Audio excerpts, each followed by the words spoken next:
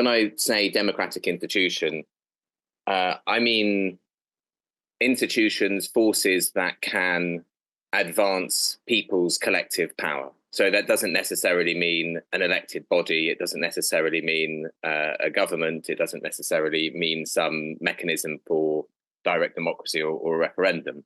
So people's organizations, movements, trade unions, tenants' unions, peasants' unions, these are all, in my view, democratic organizations. These are not just that they have some form of internal democracy, but democracy is not is about people having more power collectively over their own lives, and these are the institutions that do that.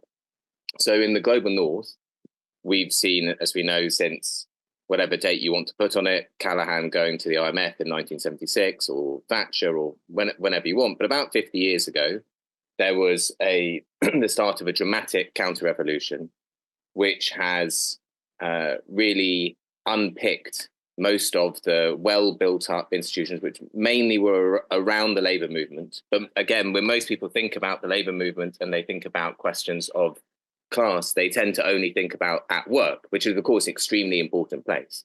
But people don't only live at work. And the labour movement, historically, when it was advancing, when it was at its most democratic and winning for most people in the most democratic ways, was not just about work. There were cooperatives, there were of all sorts, there were libraries, there were working men's clubs, there were football clubs and brass bands, and a whole set of social power.